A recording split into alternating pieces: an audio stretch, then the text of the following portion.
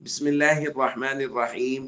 عن عرفجة بن أسعد رضي الله تعالى عنه قال: أصيب أنفي يوم الكلاب في الجاهلية، فاتخذت أنفا من ورق فأنتن علي، فأمرني رسول الله صلى الله عليه وسلم أن أتخذ أنفا من ذهب.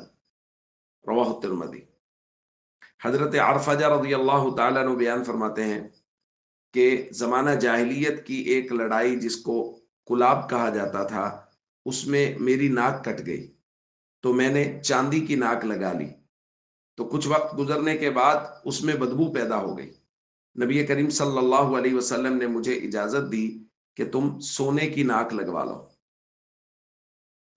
دوستو، یہ صحابی رسول ہیں، اپنی ایک جنگ کا واقعہ بیان کرتے ہیں زمانہ جاہلیت کی، کہ اس میں میری ناک کٹ گئی تھی تو طبیبوں کے مشورہ سے میں نے چاندی کی ناک لگوا لی۔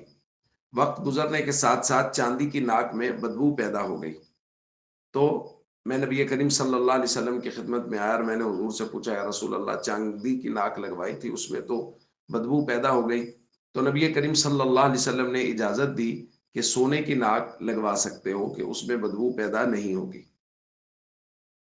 دوستو، اس روایت سے ہمیں یہ بات معلوم ہوئی کہ اگر کسی جگہ علاج کے لیے، دانت وغیرہ لگانے کے لیے یا کسی اور جگہ پہ استعمال کرنے کے لیے چاندی کی ضرورت ہو تو چاندی کا استعمال کیا جا سکتا ہے، اور اگر بہت مجبوری ہو اور کسی اور دھات سے کام نہ چل رہا ہو تو پھر سونے کا استعمال بھی کیا جا سکتا ہے، دانت کے باندھنے میں یا دانت کو لگانے میں۔